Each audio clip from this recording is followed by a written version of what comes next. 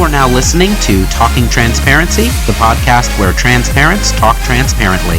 Hosted by Thea Ross, Melissa Luxon, and Cody Connor.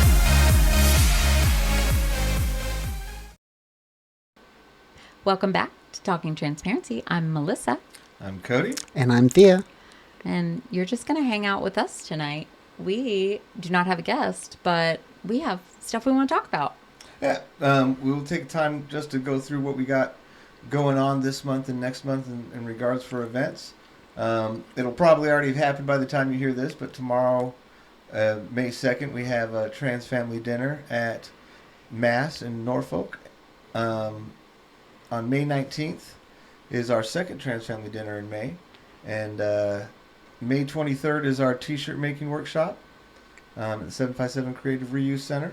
Great opportunity to get your Pride shirts in. Yeah, get your Pride shirts ready to go right before Pride Month starts.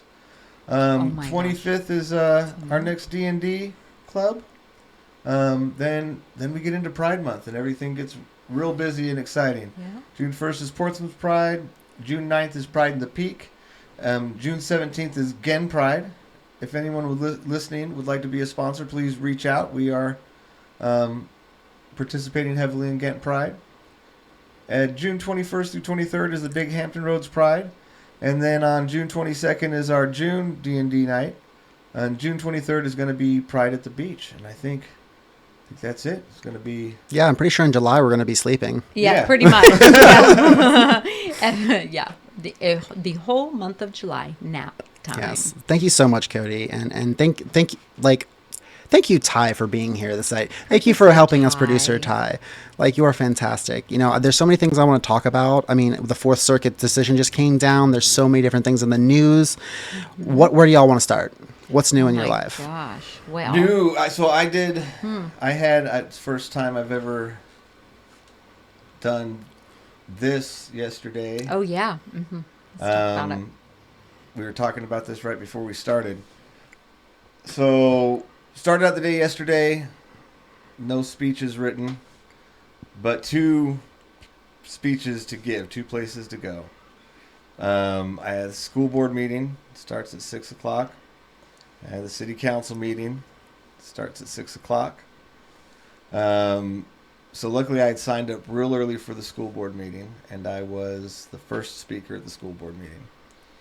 And I was like the 11th speaker at the city council meeting. Mm-hmm. Maybe not quite, 'cause maybe one person didn't show up. I'm not sure. I wasn't there. Yeah, one person didn't show right. Well, he did show, but he showed right after you. So yeah. Gotcha. So but it worked out beautifully.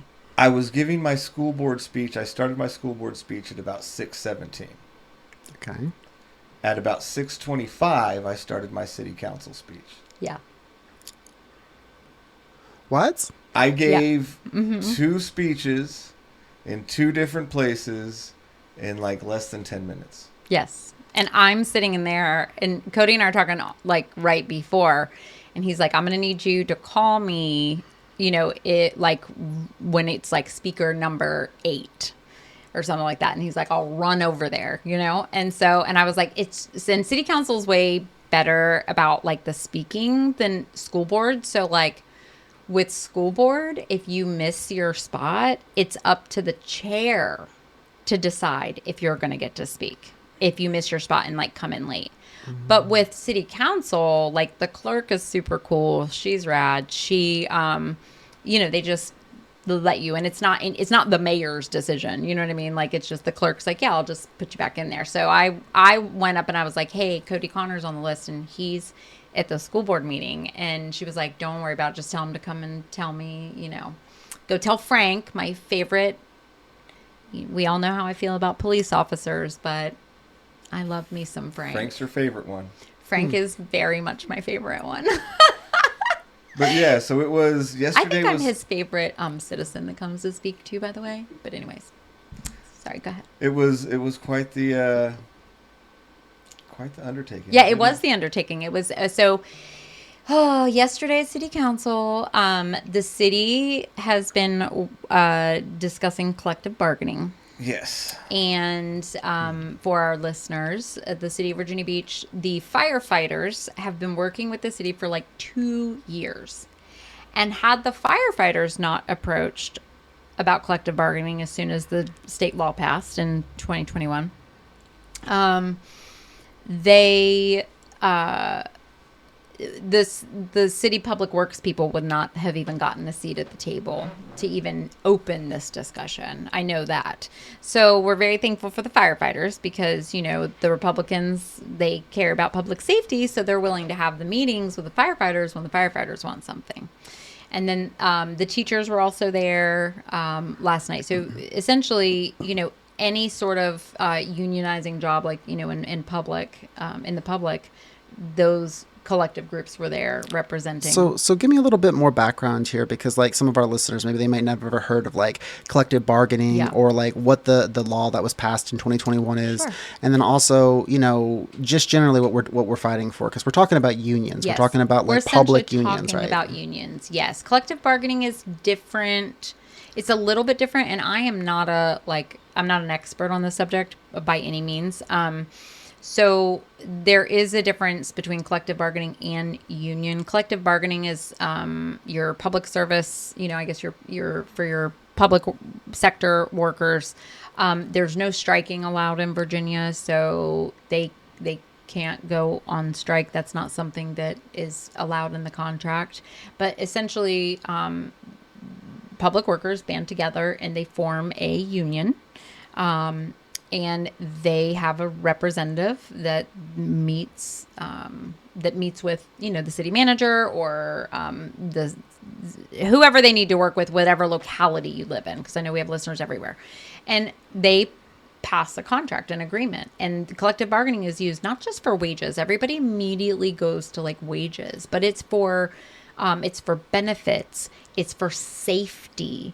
The firefighters bring up their equipment. One of the most powerful statements I heard from Max Ganano, who is the president of the firefighters union here in Virginia Beach, their professional organization, he said the fire trucks that we drive, the masks that we wear, the protective gear that we wear, literally everything that the fire department and policing probably use are made by people who are in unions.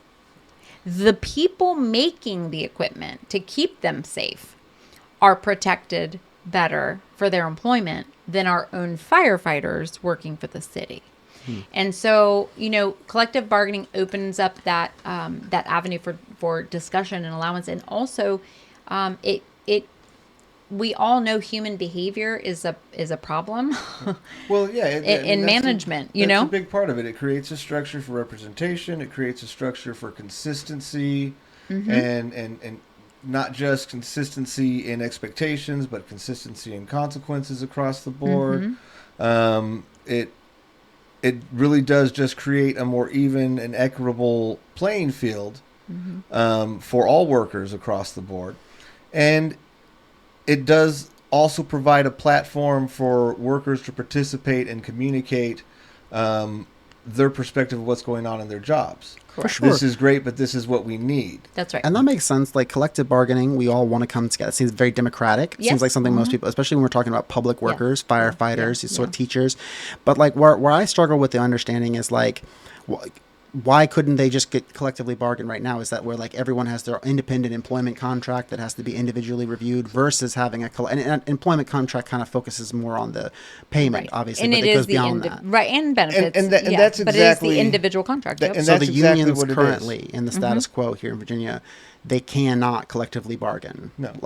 Well, and that's a part of what it gives for the worker is. So they have a union, right? Sometimes they have. Well, there's a union for private sector. There's unions for private sector workers. So my understanding is that it's my phone is going crazy. Sorry. Is private is the difference between private and public sector essentially. So we had to pass a law in the state of Virginia because Virginia is a Dillon rule state. So if a city or locality wanted to they wanted to offer collective bargaining, they couldn't before because it's not, the cities and localities are not allowed to write laws that has to come from the General Assembly. So the state legislators have to say, you're okay to do a collective bargaining agreement. So that was passed in, I believe it was 2021, that collective bargaining. So they have been trying to get collective bargaining. I mean, they really ventured into this. I want to say in late 2021, they started talking. I mean, this has been, and that's what makes last night so frustrating. But to answer your question Yes. about them having collective bargaining or not now, no, they No, don't. Right yeah. now, And that's because the Dillon rule. right. Well, right now, Well, now it's legal, and if localities want to adopt it, they have to vote on it. But the Okay. process that they would go through now is very much the process like you would go through for any worker. You individually would go to the people above you and cite your grievance, and it would be an individual, singular thing.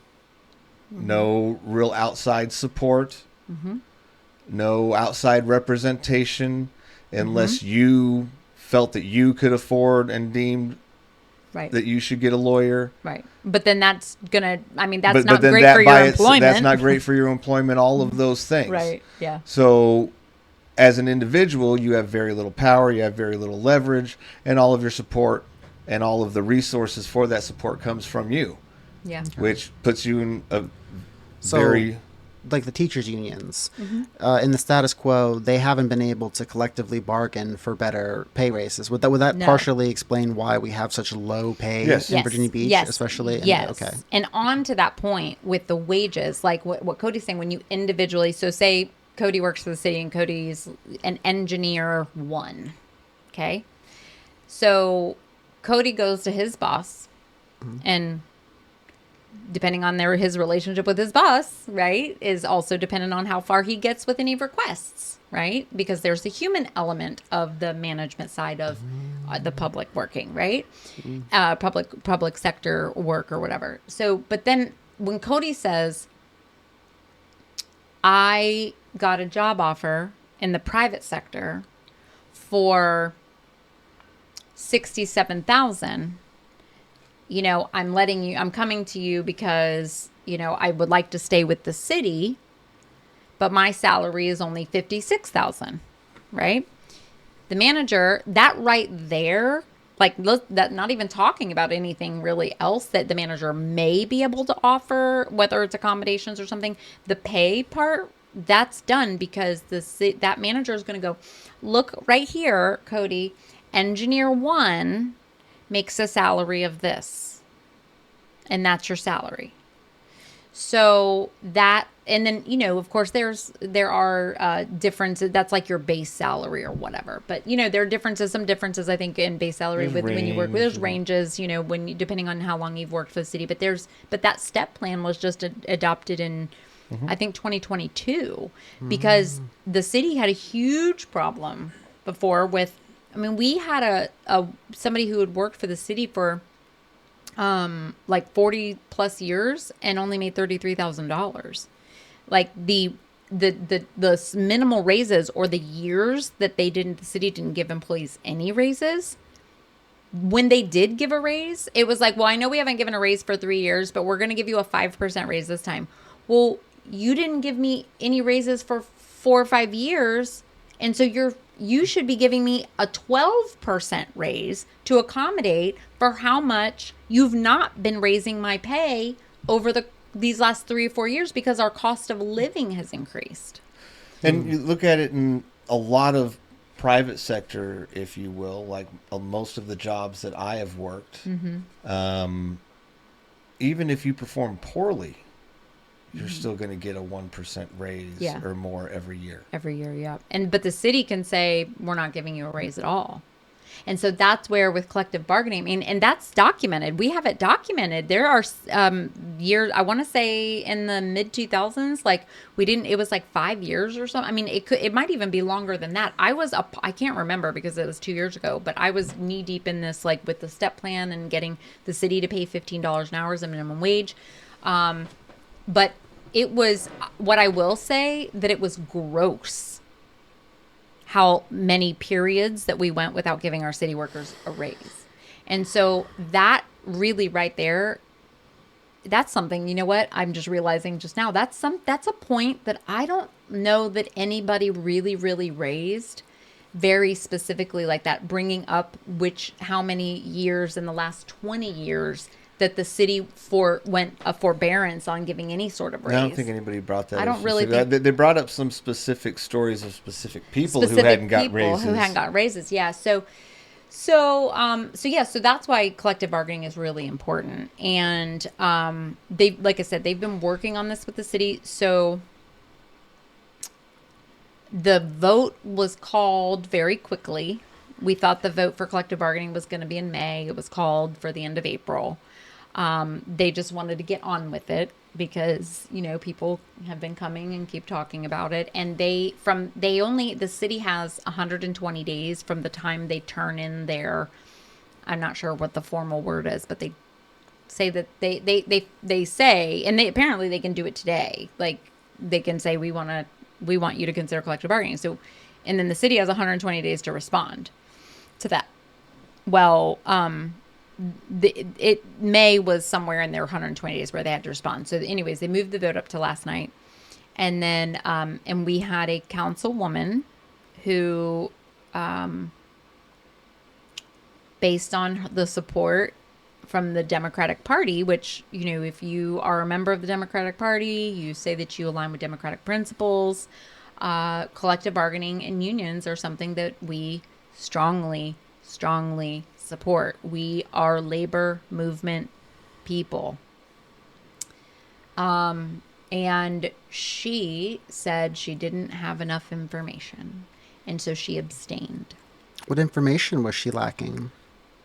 Well, it's really hard to get information when you're telling everybody don't pressure you, and you don't want to talk about it, because that's what she was telling. But outside of them. that, this is something that they've been talked about for a long they've time. They had But beyond that, I mean, like, if I say to you, I'm lacking information, that means that I have an understanding, a referential context, if you will, tells me, hey, I have this information, but I'm missing this information. Right. I need to, so to me, for someone to say that is much different rather than like, I haven't educated myself on this, because that, I mean, she pretty much, what information but is missing? What did she need to see? What was the lack of? Here's the same thing though.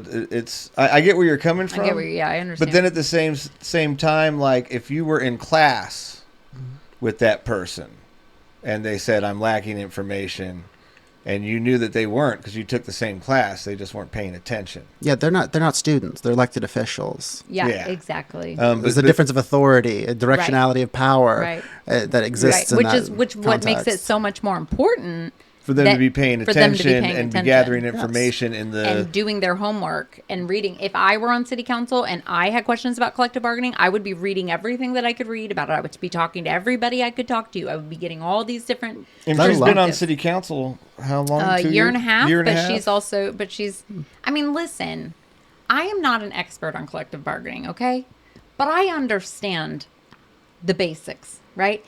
When the problem here is politics. Yeah. It's not her lack of understanding of collective bargaining. This was a political move. Abstentions are for conflicts, not cowards. She didn't want to make a decision. She did not want to make a decision. She didn't feel like she could make a decision and have anybody like her. Yep. She knew by not making a decision, she effectively voted no. Yep. Without having to vote no and take the heat, being able to say, but I didn't vote no. I just didn't want to make the wrong decision. Mm-hmm. And meanwhile, she's in District 4. Sorry about that. Meanwhile, she's in District 4, which is the the Bayside District. Mm-hmm. 61% of her constituents are renters, and 11% of her constituents are poverty level. They're at the poverty line. Okay. Meanwhile, collective bargaining would benefit her constituents the most, maybe the most in the entire city. I wonder what percentage of her district are public workers versus private workers also. Probably a good chunk because of affordability. She has the most affordable. That is the most affordable because it is the community, the district that has the most needs, because it's one of the districts that's never gotten any attention because they had an old white man who sat on council for a bajillion freaking years, Lewis Jones. I think he was like the mayor at one point or a vice mayor or something, but I don't know. Like he literally passed away from a heart attack at a voter's door. He was out knocking on doors to get signatures. Like, I'm not trying to speak ill of the dead or anything. I mean, I didn't like Lewis Jones at all. And I know Lewis Jones did not like me. Yeah, he was out knocking on doors, getting signatures for his run because he was going to run another time.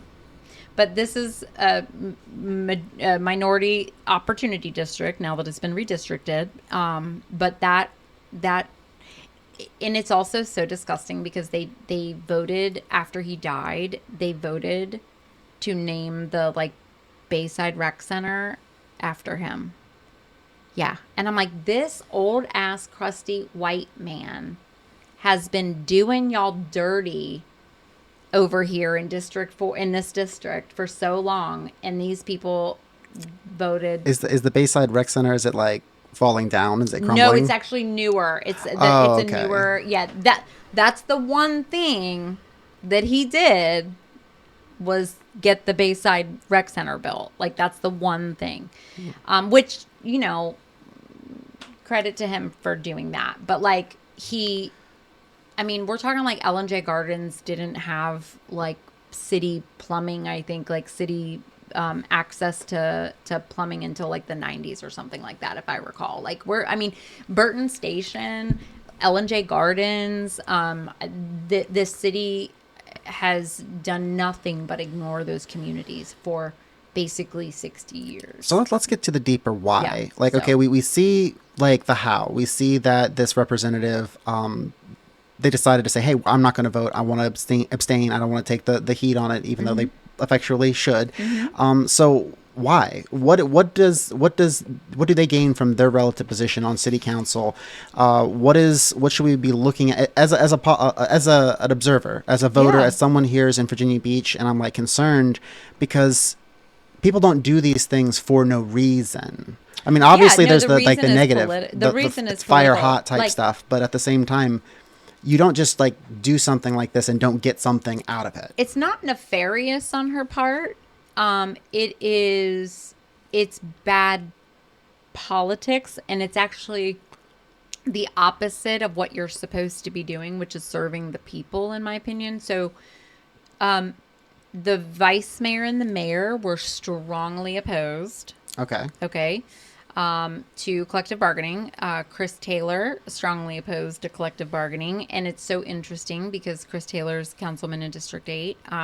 He's a small business owner, and he and I could not be two very different people with how we run and operate our businesses and how we are. I mean, I don't know him in the sense of him as an employer, but based on talking to him, I can tell you that I certainly value my employees more than he does. So does she get political capital from these folks? Is that what she's like banking? So these people who are strongly against him, you're talking about donors, right? You're talking about the political support. So they are Republicans.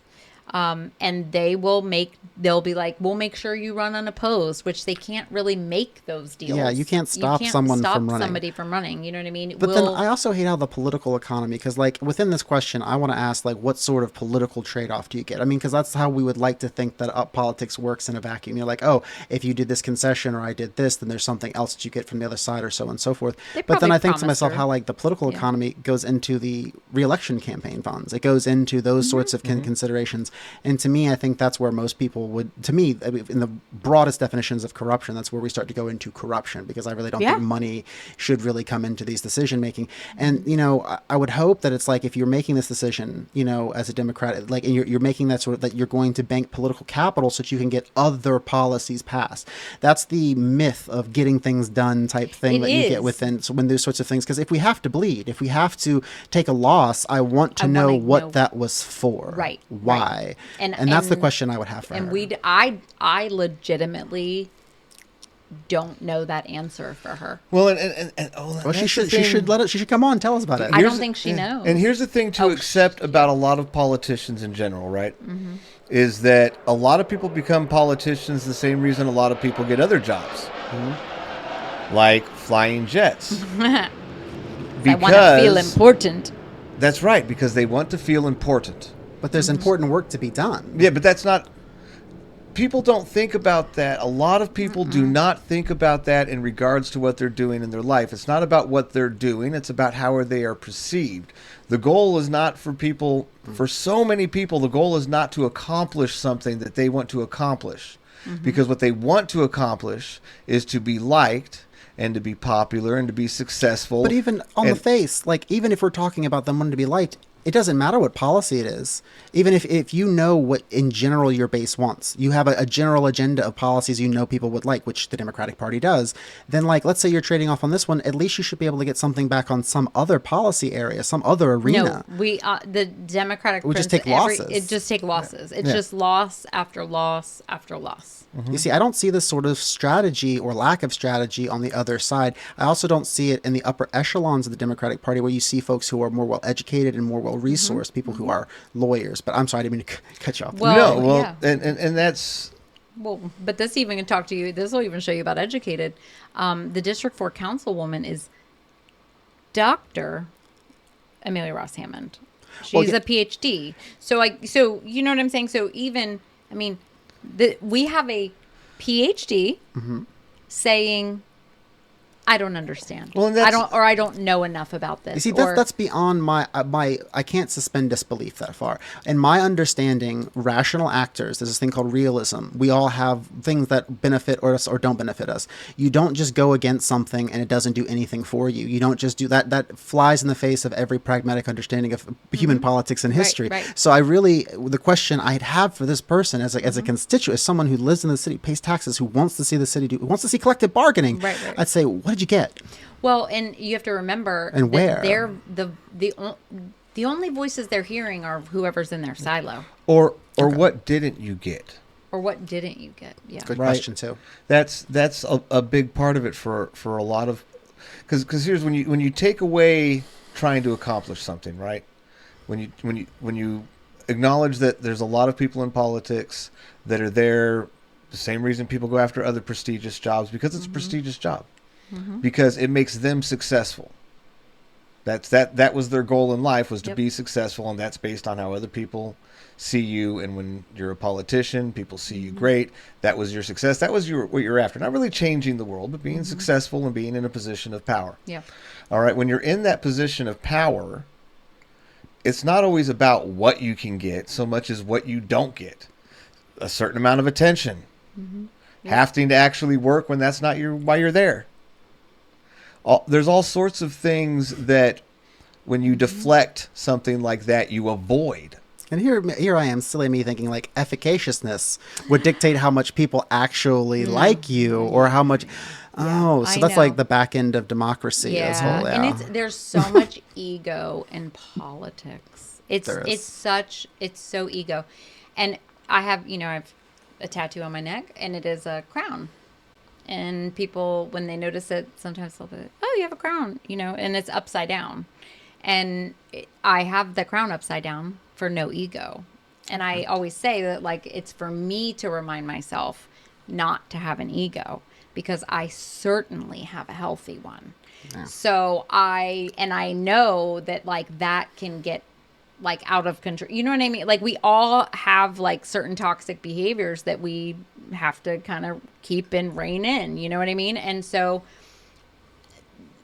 it's so interesting to me watching, like, and I think it's actually interesting, which is why I love it, but it's so incredibly frustrating for me, because things to me are so very black and white when it comes to, like, again, like, collective bargaining isn't complicated to me. It may be complex in taking certain things into consideration, but it shouldn't have happened that way. And so I do want to, like, just for listeners in Virginia Beach, we have 10 districts. So let's just give our off the cuff response on each. I'm going to kind of go through the district, and instead of, I'm going to give you the area. So it's like District 1 is what is Kempsville, basically. It's like the Kempsville area. And we have Hutch, who was really turned out to be a real leader and a real firebrand for collective bargaining, because he was the fire chief of Virginia Beach, like the actual, like he was the head honcho of the fire department for the city of Virginia Beach. And he was elected on a special election in January, and then he has to run this November for his actual election because the seat is up.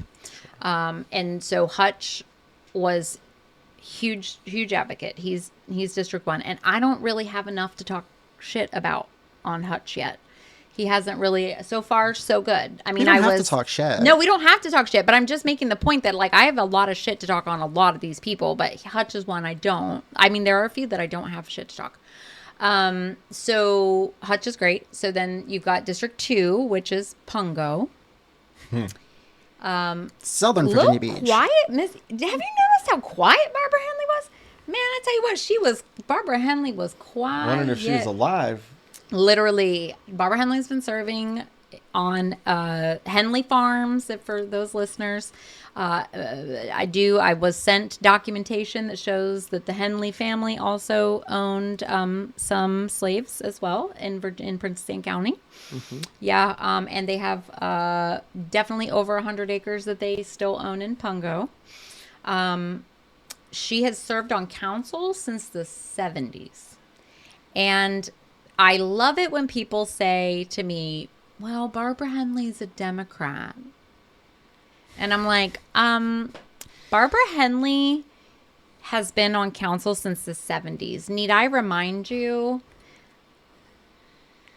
the Democrats of the 70s? I do believe that the 60s and 70s had the Dixiecrats. So sure, if you would like to call Barbara Henley a Democrat, sure, we're going to call her a 1970s Democrat. We call Joe Biden a Democrat. Yeah, exactly. Like she's a Democrat the way, like, the Confederacy were Democrats. We're Democrats. That's correct. So, yeah. She's been a Democrat for a long time. She's been a Democrat a long time. So, yeah. Okay. So, Barbara votes with the Republicans because of the party switch. So, yeah. But it's funny because I do have Democrat, like, people who are, like, 2024 Democrats, like, who tried to tell me that she's Democrat. But anyways, so District 2, Pungo, she's not up for re-election. She just got re-elected. She's sat on council since the 70s.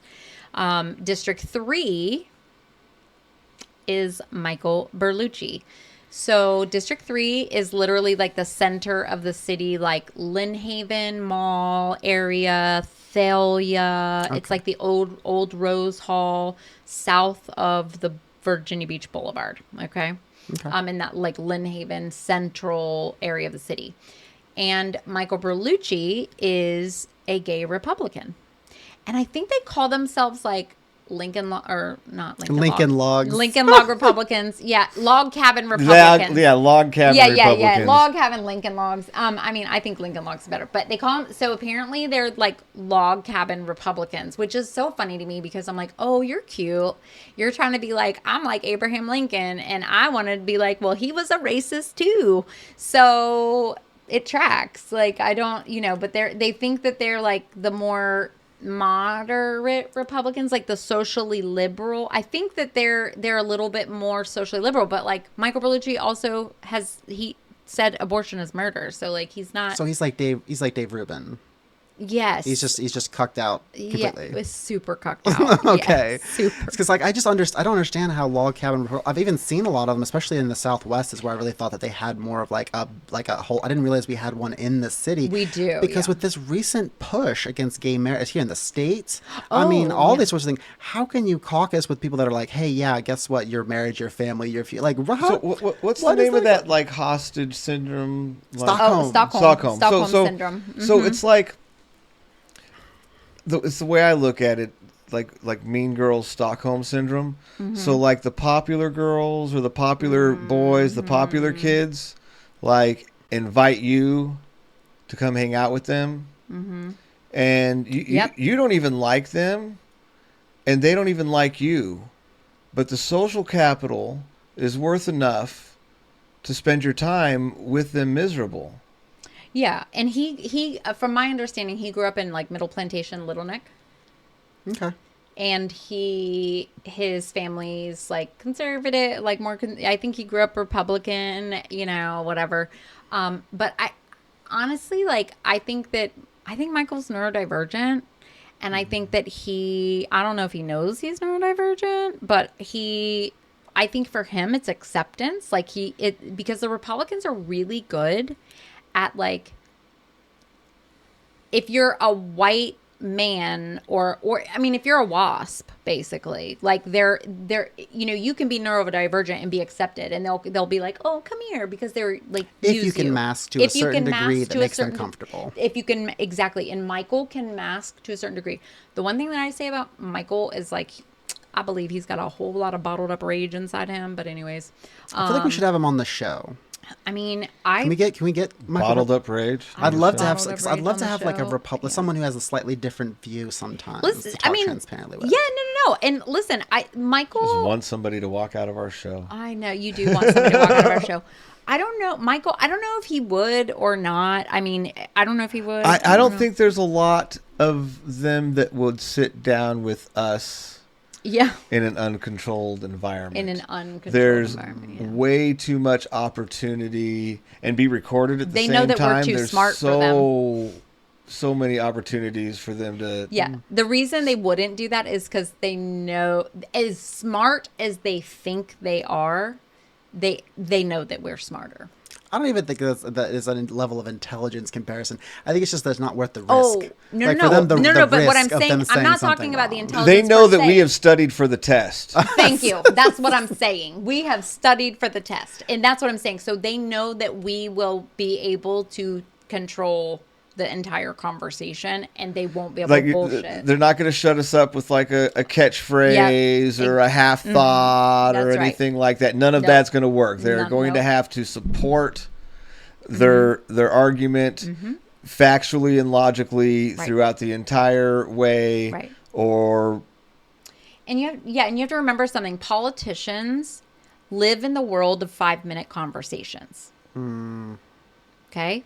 So the reason why politicians and the reason why people stay uneducated and they continue to follow politicians like these people, like Michael Berlucci and the Chris Taylors and all them, is because, now I will say this about Chris Taylor. I haven't gotten him yet, but I will say this about Chris Taylor. Chris is not afraid to have conversations.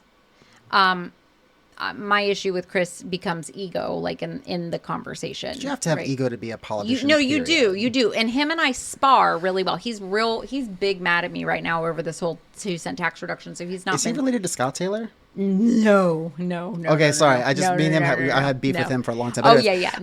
No. So you were on number 3, right? Yeah, we were on number 3. So number 3, so that's Michael Berlucci. He is up for re-election, which is another reason why, like I said, I was saying about the 5-minute conversations. Most politicians, they only have deep or meaningful, or maybe not even deep meaningful, but like longer than 5-minute conversations with people in their silos, people in their family, people in their political party, right? Everyone else is a 5-minute conversation. So it's really easy for these people to, when you're having a 5-minute conversation or just an email exchange about an issue, it's very easy to think that, they're oh, it's just Michael Berlucci, he's so nice, like, because you're not getting in depth with them. So Michael is up for re-election, and his face is everywhere. Right now he is running unopposed, which is unacceptable. If you live in District 3 in the Lynn Haven area and you're listening to this podcast and you are seriously have ever considered running for office, call me. Okay, so District 4, District 4, Dr. Amelia Ross Hammond. We've already discussed her.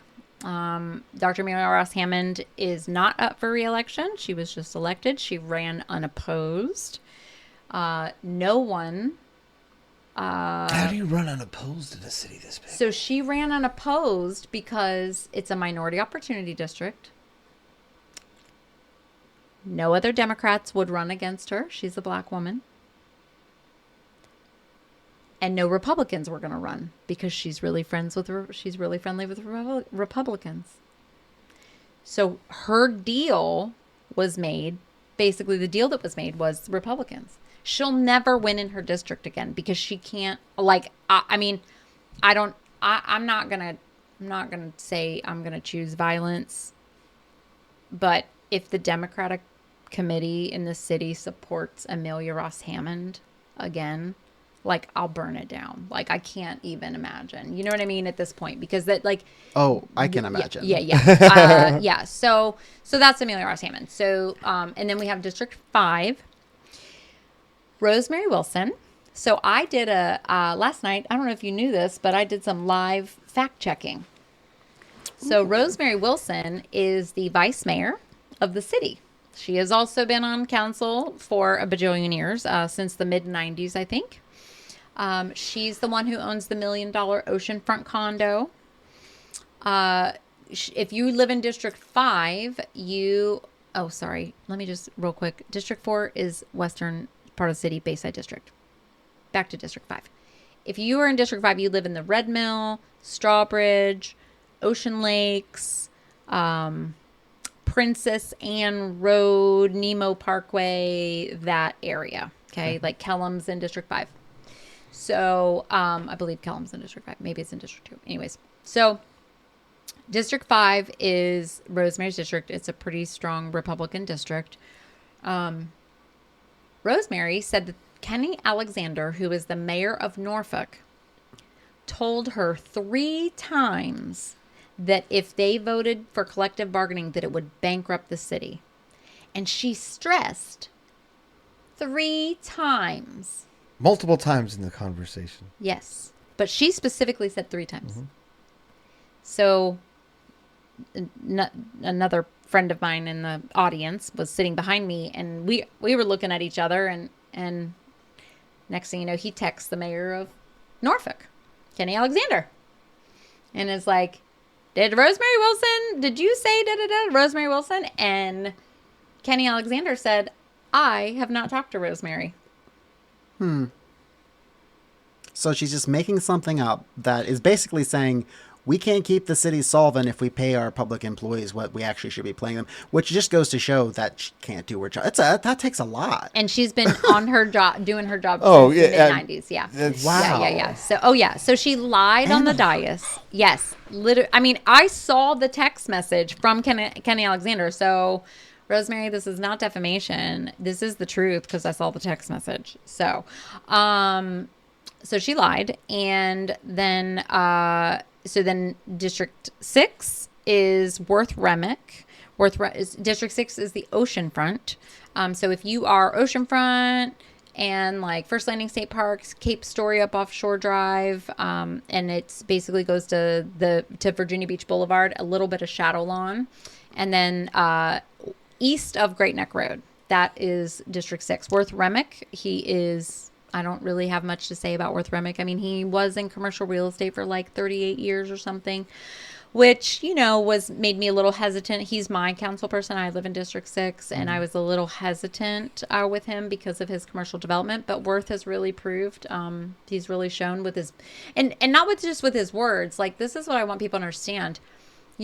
Politicians tell me all the things that they want, but like, I want to see it with your votes. Mm-hmm. Yeah. Show me with your votes what you actually care about.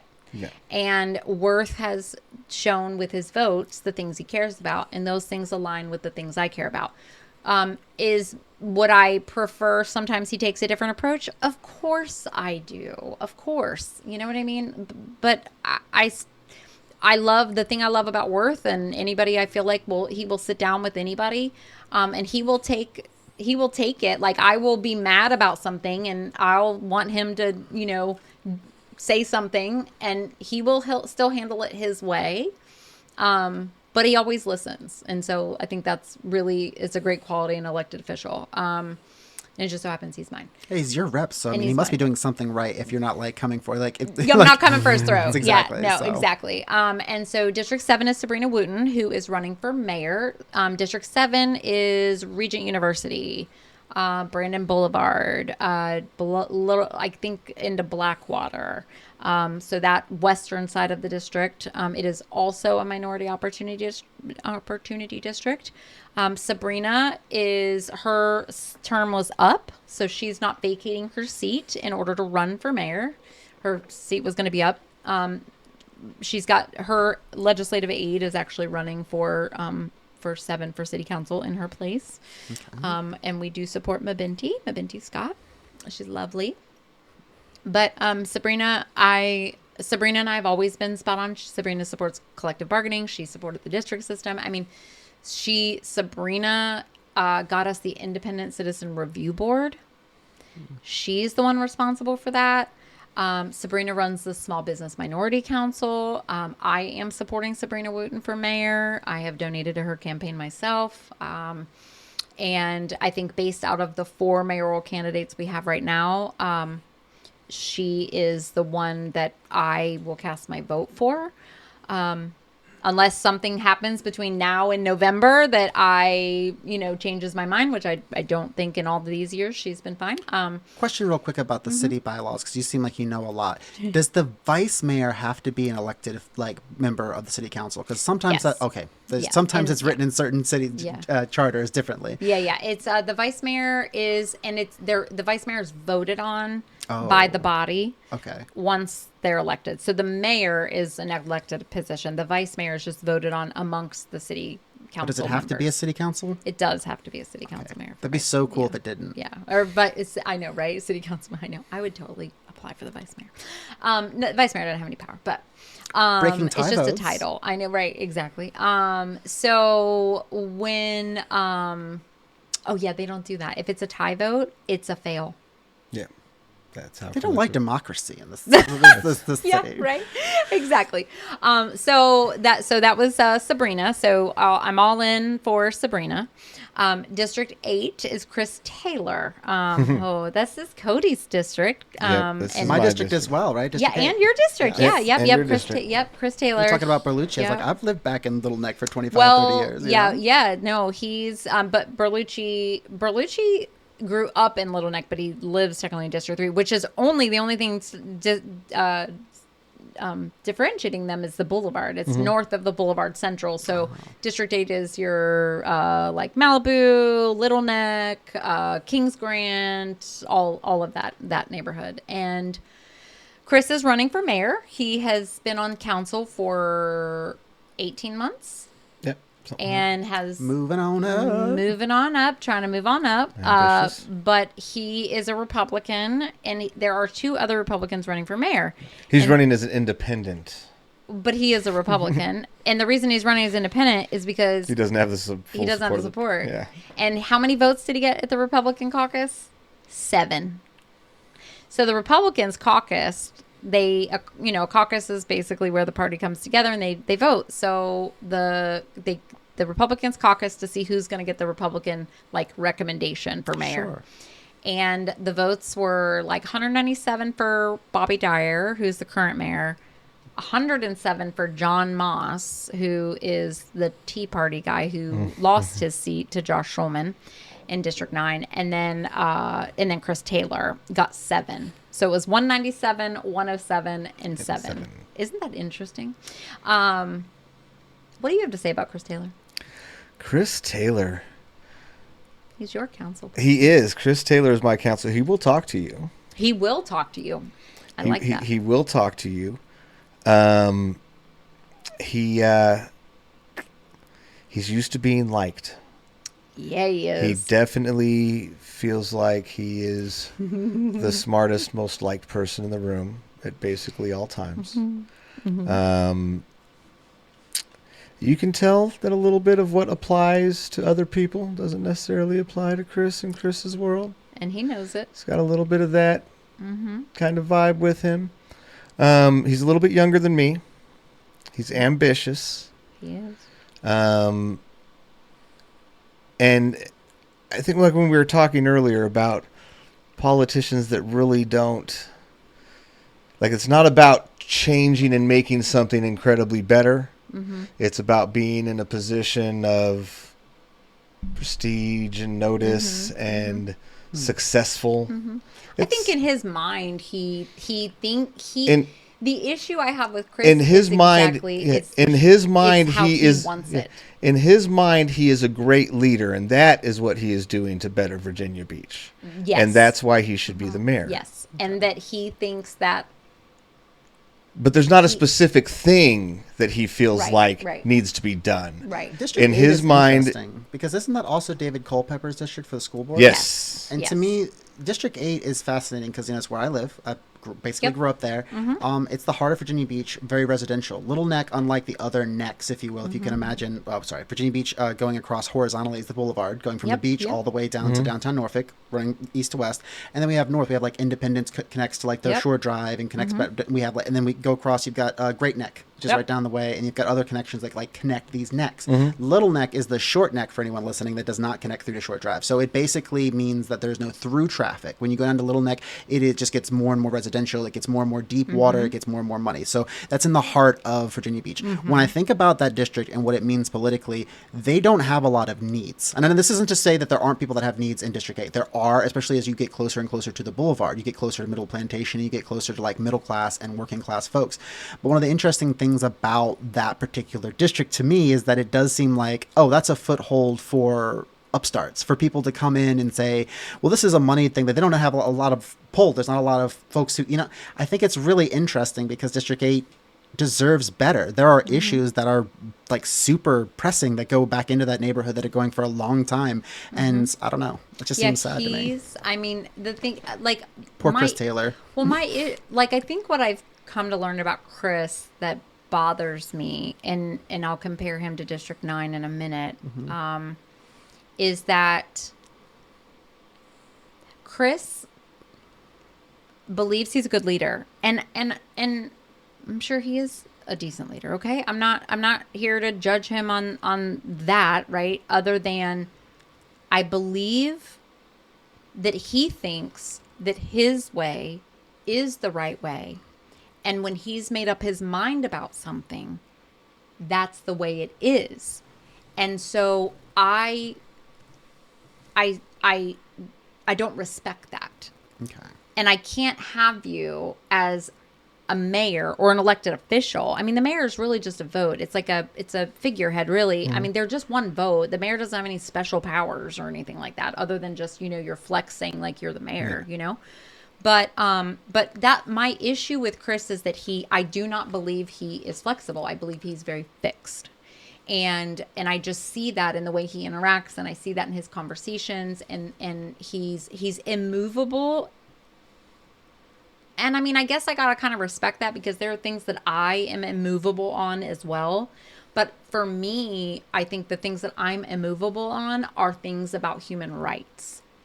I think the things that he is immovable on is pretty much everything. So, everything, it's not just human rights, right? And so if he believes something is this way, it's this way. And so going from District 8 to District 9, Josh Schulman, who I have dragged and dragged and dragged. That man got the Democratic recommendation. I worked for 3 months to try and get it pulled. I absolutely did not want him in that. Was he the best candidate in District 9? Yes. My issue with him was that he started it. He started it.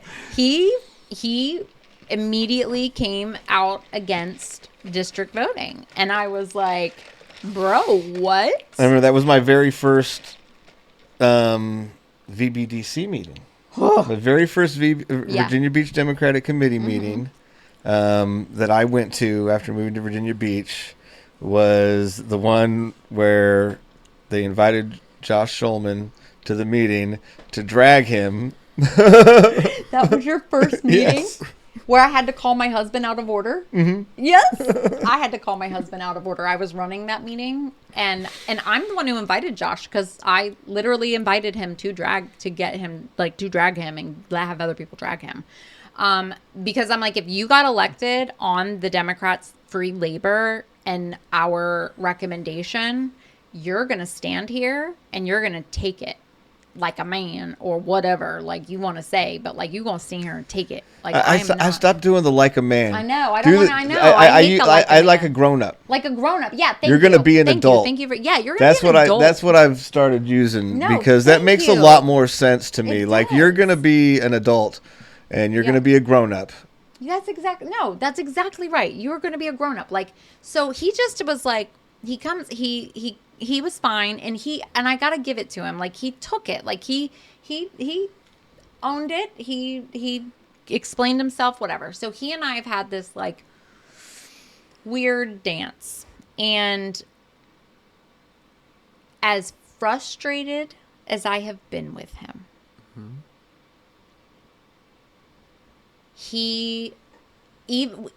I'm frustrated with him because of, he'll tell me his position, right? And then I'm like, but da da da da da. And I know he knows and he understands my point of view. And he is a thinker. But I'm frustrated because I'm like, you're not coming around fast enough.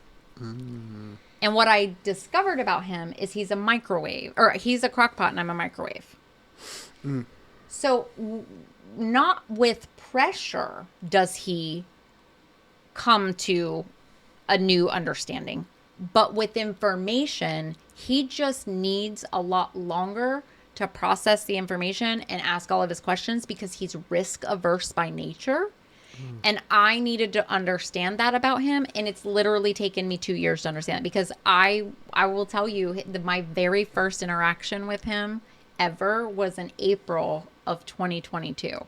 So it's literally been 2 years that I have been working on my relationship with him. And so I say that and talk about Josh. He's the District 9 is Shore Drive, like up there in that the top part of the city there.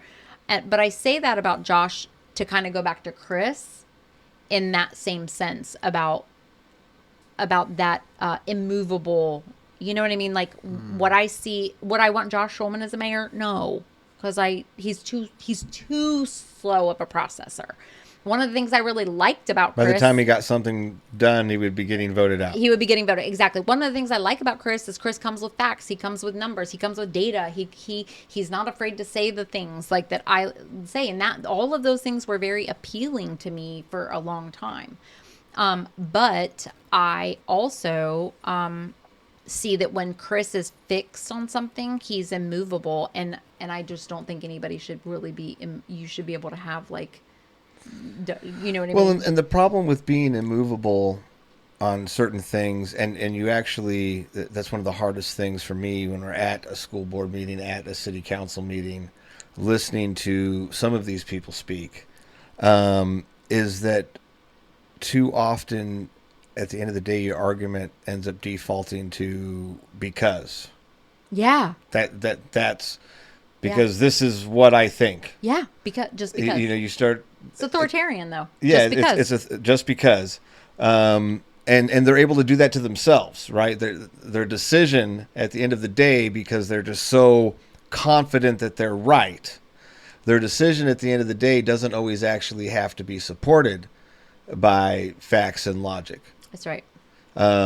They are able to go off the confidence that they are right and just override facts and logic in order to stay with the image that they view themselves as. Correct. Right. Yeah. I don't want to put limits on free speech. I'm not that type of person, but I do wonder how much more productive all of these public meetings would be if they had to give like the reasoning at the beginning, like just like my name is this, blah blah blah, and this is my point, and then some sort of citation, sort of logic, something sort of that was cohesive. Well, they do. I mean, so what happens is example yesterday at the meeting, the collective bargaining meeting, you have all the public feedback, like you get the public comment, and then you have after public comment, they make a motion for discussion. Okay. And so whoever wants to say something says something, and that's usually their explanation before the vote. And like yesterday, Josh took like a whole ass 12 minutes or something to like explain, because he was in a really difficult position because he has voted with the Republicans for like most of the votes. And this was a vote against the Republicans, which is why I was against him getting a Democratic recommendation. You know what I mean? And so this was a challenge for him politically. And he, so he said how he was going to vote versus Worth in District 6 was like, collective bargaining is the right thing to do. I am voting yes. I fully support it, blah, blah, blah. I mean, Worth came out like super, super, super strong in his, I was like, yes. That's how it's done. So, that's just the difference with them. Josh is doing a good job right now. He called me last night after the thing, and we talked for a few minutes. And like I said, we're still working on our relationship. And then District 10, of course, is Jennifer Rouse, and I love her, and she knows I love her. But District 10 is Green Run. She is a professor of sociology at TCC. She's like one of the higher up people in that department or whatever as well. She's brilliant. I do think that her being a professor does limit her voice some, or her. So I took one of her classes, and, as a professor, especially in sociology, you end up talking about things that are very relevant to like, obviously society today, and also politics across the, it's intersectional with politics. And so as a professor of sociology, like the way she has to present information, right, is got to be a non-biased way. It's a sociological perspective. It's a sociological perspective, a non-biased way. But there are times that we get in discussions. We would have discussions, obviously, where, like your opinion, you really would like to, when you're listening to other people's opinions, because they're processing through the information, right? You want to kind of give. And so she said, she was like, man, Melissa, because I was older in the class. Most of everybody in my class at TCC was in their 20s, you know? And so me in my 40s, I'm just like, I'm going to say it, right? And so she's like, man, it was nice having you in my class because you would say some of the things that I just can't say to these young people. And so I do think some of that comes along with counsel. So meaning like when you've conditioned yourself, that there's times that I would like to see Jennifer speak more, I don't want to say forcefully. Assertively. Yeah. Like more assertively. Unfiltered? A little bit more unfiltered. Do you know what I mean? But she's also in a really precarious situation because her husband is a senator. And then her husband is now running for lieutenant governor. And state or federal? State. Okay, good. Yeah, okay, I was about to say federal. Aaron Rouse. And so okay. Yeah, Aaron Rouse is her husband. Yeah. Okay. And yeah. So anyways, and then we have the mayor, Bobby Dyer, Liar Dyer. I don't really have I don't have anything nice to say about Bobby Dyer. And he's, of course, running for re-election. He's a freaking dodo. Like, just watch a city council meeting. He's a dodo. And I just would like to say that he's popular with the right kids in high school and ended up mayor. And then, got mayor. Yeah, this is some sexist shit right here. Watch. And it's just really, maybe it's not sexist, but it's just a societal, like you can tell. Hey, Melissa, we need to have coffee. Hey, Cody, we should grab a beer. I don't drink. He does that. Except for once a year. Yeah. With me, it's coffee. With men, like with women, it's coffee. With men, it's beer. I wonder what he would take me out for. I know, yeah. But so I do also think to myself, like, he's always given me what? We're being attacked right now, y'all. We are being attacked right now. But big Gary Busey vibes. Like strong Gary Busey vibes. When I see my God. Mayor Dyer, I'm without all the Coke and like butter toast. Butter toast. Like I feel like he's about to just break out in a little thing. Sorry, but that's hilarious.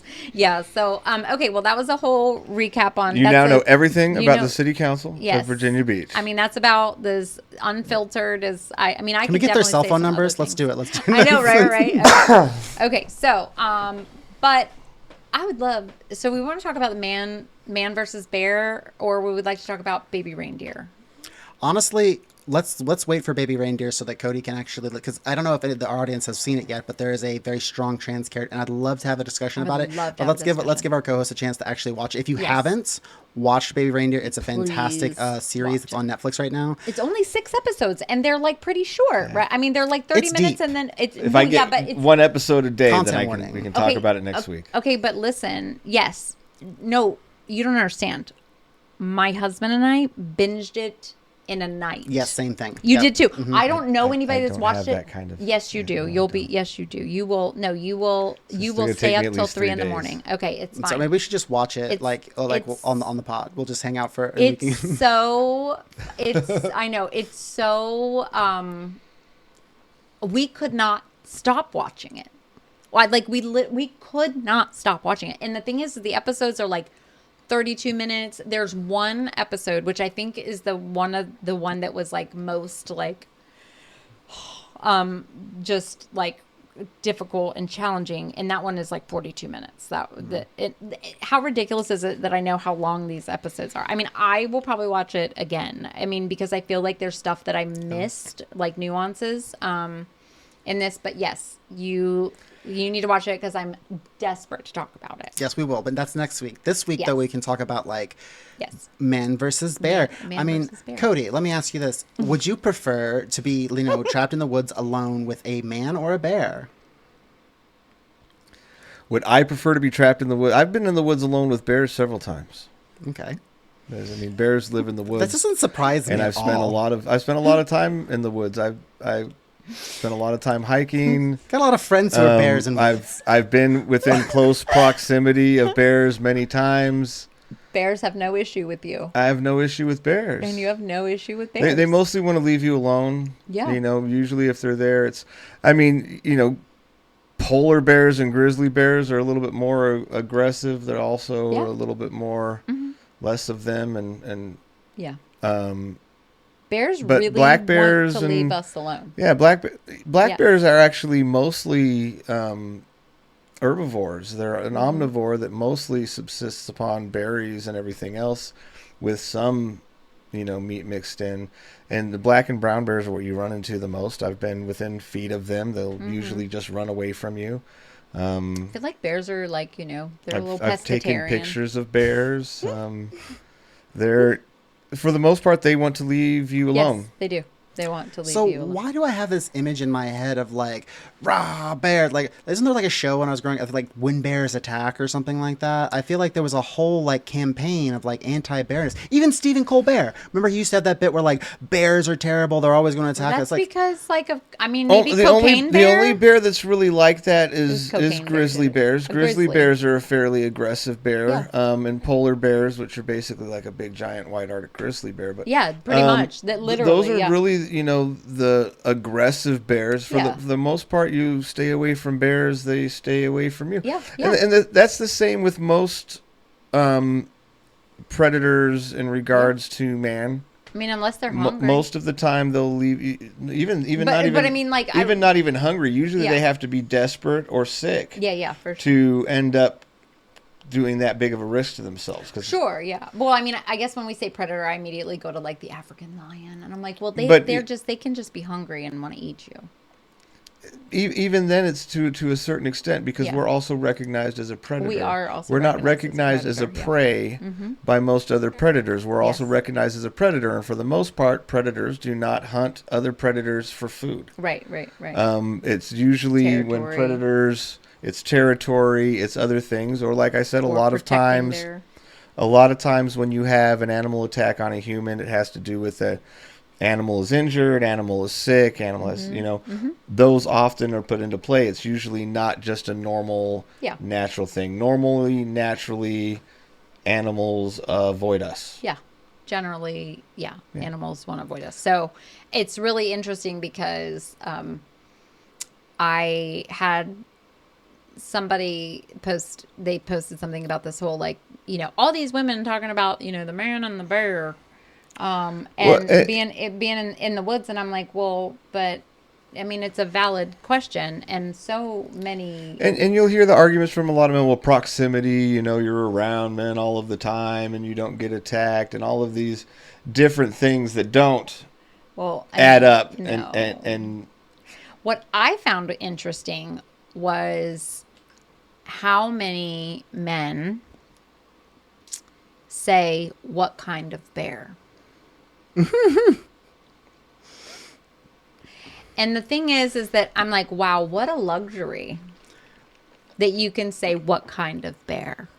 You know what I mean? But also, like, you're not even considering the fact that women, like, you're saying what kind of bear, like, I don't know, like, you're not even saying the man. Well, You're like, I don't know, I might even be safer with have you seen specifically kind of a bear. have you seen the ones where the wife will ask the man, would you rather have your daughter in the woods with a man or a bear? Yeah. Oh, yeah. I saw somebody post. There's something going on around about that where the realization when it was, would you want your There was a daughter? TikTok that was a very specific. It was like a father. He was a younger, like in his 30s or 40s. Okay, And his yeah. wife was asking him. I know this went around on TikTok. It was super viral. It had a couple million views. Oh, I don't yeah. know if we can link it, but it was really because it really was. It is supposed to be a thought experiment question. Yeah, it Every really is. person who takes this literally is acting from a position of luxury because they're completely missing the point in the 100%. entire thought experiment. Yep. And anyone who's engaged in that discussion is really embarrassing because it's telling that they have not done the work to even consider what it is like to be a woman in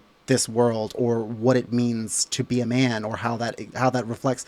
Because if you've only ever gotten shallow and gotten resentful, which is a lot of manosphere stuff that they're putting out there in the Right. world, you're gonna think it really is like, oh no, Right. no, there's some men, not all men, like it literally forced you to say the same exact thing, like not all guys, not all, like, no, but that's the point. That's literally the point that you're missing. That is, that's literally the point. And I'm not shocked, but like how many women and their responses, how many women's responses to it are like that, oh, come on.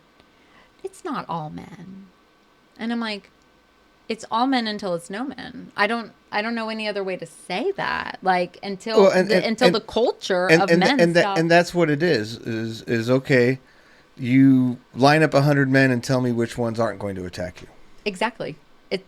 That's And exactly right. and until Yep. you can do that, then you're gonna have to act like they all are going to attack you. It's like the snake pit. You know what I mean? Like you're in a snake pit with 100 snakes. Like, yeah, they're gonna bite you. And here's the other thing, especially about the question with the daughter. The other follow-up question was, would you be okay with your daughter being in the woods with a bear or a woman? I mean, Woman, hands down. nobody, like hands down. Hands down. Nobody's scared. Yeah, the woman Yeah. hands down. Yeah. And it's that's the sort of thing where you really can't. There's no way to avoid that the issue is men. I mean, it's something that you say all the time, but it's what is it, 99, 100, something? 98% of violence against women. Yeah, absolutely. And bears. But bears, and I feel like maybe it was Cocaine Bear. By the way, Stephen Colbert was like really on. I mean, did anybody see Cocaine Bear? No, I haven't seen I Cocaine Bear in years. I He's been couldn't doing bring something. myself to watch a movie called Cocaine Bear. Oh my god, it was so good. Was it the best? Yes, it was really good. It's like Meatballs back in the 80s. Yeah. Super Troopers. Meatballs back in the 80s. Super Troopers. Yeah, so anyways, the man versus bear. I definitely would rather be in the woods with a bear. I probably have been in the woods with a bear. I just didn't know I was in the woods with a bear. Well, I mean, But I definitely would know if I'm in the woods with a man. Yeah, there's bears. Lots of people have been in the woods with a bear and didn't know. Yeah, that they were in right. the woods with a bear. But and the other part of it too is it's just so many different ways a man can go about hurting you based on Sure. so many different motivations. Mm-hmm. The bears only really got one or two. Yeah. The bears really only going to go about it one or two ways. It's mostly mauling. And the intent, the intent and everything's going to be basically the same. Like, it's going to try and eat you or scratch you. Right, yeah. Mm-hmm. Right? Like, it's You can't do psychological damage. it's Right, pretty, no, a bear can, Maybe a little bit. Well, yeah. pretty straightforward. But think about, like, I can think of so many worse things a man can do to me. Just me, another man. Right. Then I would gladly let a bear scratch me and bite me a few times. Right. To forego some of the things I know a man can do to me. Man can do well, right. And when you talk about like if a man is hitting a woman or being abusive to a here's woman. the thing, not that a woman could not do Not that a woman some can't of do the that. same No. things to me. Sure, of course. But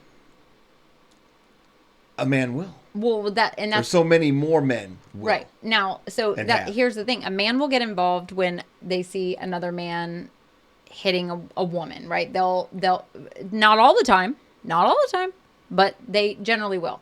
But men don't get in the mix of other men. Men are also afraid of other men. Oh, yeah. Men are afraid of other men. So, like, it's not just women who are afraid of men.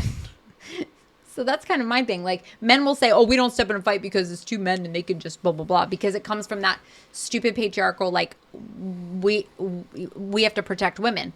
Okay, cool. Well, so then my next question to you is, who are you protecting women from? But Other men. And that's the point. It's a perpetuating cycle because it's where men have been taught to draw their purpose from. And also, Yes. to be fair to most That's- men, if men fought every time, like, got involved and, like, fought when they saw other men fighting, it would basically just mean the whole earth would just be a constant for all. It would never stop. Like, Oh my God, right? I know. How about everybody just keeps their hands to themselves? Well, but I mean, I think a lot of people, it's hard to understand that, like, the fighting doesn't necessarily exist just because men have more aggression. Or Oh, because no. The fighting exists because that's how men are taught to get what they want. That's And they're not taught to process their emotions, and Yep. they're not taught to communicate through emotions. They're not taught Yep. to accept having a negative emotion without fixing it. Yep. And if Right? you Because take men- what you want. And that's a big, that is such a huge difference between the way men and women in so many ways process their emotion. And I've just learned this by talking with women, talking with my wife, Yeah. observing how it's part of the I don't need you to fix it, I just need you to listen conversation. Yep. Right? Because a woman does not need you to fix the emotion. She's processing it. That's right. She's going to have the emotion.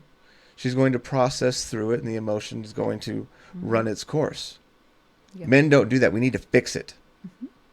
We need to fix this emotion, and we're going to fix this emotion by you agreeing with me or me getting my way. And when I cannot accomplish that in an emotionally and intellectually intelligent way, I have learned and been taught that I can accomplish it then with brute force.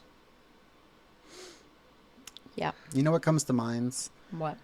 Just the rate of suicide amongst young men and how higher that is prevalent of gender and that pressure that you're talking about, that phenomenon, because it really is. It becomes that if it's not put outward, it gets turned inward. Well, and that's part of it too, that I think people do not. And it's hard. Like I said, this is a hard thing to understand and to grasp, but in so many ways, it is so damaging to yourself when you hurt others. It's like a nerve damage to your emotions. And I mean, it to me, in my perspective, it is more damaging to hurt somebody than it is when somebody hurts you. And I've thought about this because there's so many things in my life that I've experienced. All right. And the thought of experiencing them again is less revolting. My mind recoils from the thought of experiencing those things again less than it recoils from the thought of doing those things to somebody else. Yeah. And it creates this emotional damage to you when you begin hurting people. And that emotional damage is exponentially worse when you begin hurting people when you've been told by society, when your acceptance and your love with what you value is also attached to you hurting people.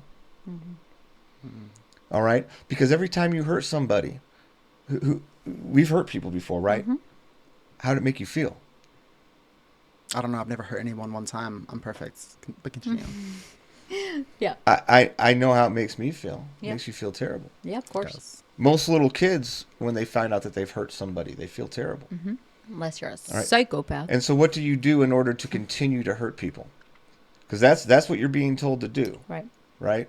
You're an aggressor. This is how you get your way. This is what a man does.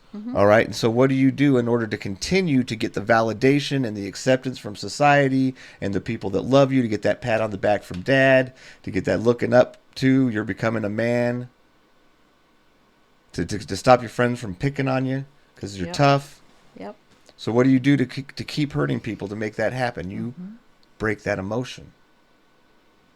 You scour it. Yeah. Now it's easier to hurt people. And now you're damaging yourself the way, like if you were to numb a part of your body that was hurt. Say you'd torn a ligament in your knee, and instead of healing, Yeah. you just numb it Right. and continue to run on it, continue to use it, until eventually it's just damaged. Which basically explains addiction. Explains addiction, and it also explains basically the same way you would blow your knee out is how so many men, without even realizing it, have blown out their emotions. And, you know, it reminds me, I watched this episode of House MD like decades ago, Yeah. where there was literally a patient that didn't have the sensory inputs, you know, like they couldn't feel when like something was hurting or Oh, when they yeah. had a cut or and they were constantly at risk to this like damaging themselves physically or like at a lethal level. Yeah. Because they just didn't know if And- they were bleeding or if they were hurting. And there's a lot of men, they're in a place in their life where they are hurting people all of the time. It's part of their usual interaction with society. And they don't even see it as that because it no longer triggers that emotion Right. that you're supposed to feel when you hurt somebody. Right. And that, friends, is why we would choose the bear. Yes.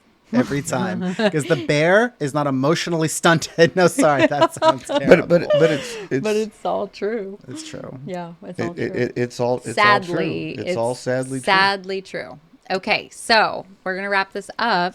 One other thing I wanted to talk about yeah, really what do quickly, you if we want? can just dive into it. Yeah, is let's the go. Fourth Circuit's decision that just came down. Yes. This is enormously good news. In Oh this my podcast, gosh. we're trying to spread Yes. trans joy. We're trying to spread these things. Thank you for Huge news. reminding Decision. us. Huge news. Our legal director texted them. They were so excited. And Yep. obviously, the people at the ACLU, they followed it because we had our workshop last week. They were talking about a lot of exciting news. With Title IX coming down, with all these different things, there's obviously going to be a showdown on the SCOTUS somewhere. But good news out of North Carolina. How would you summarize it? North Carolina, West Virginia. So the Fourth Circuit Court did not only vote that gender identity is a protected class, right? Yep.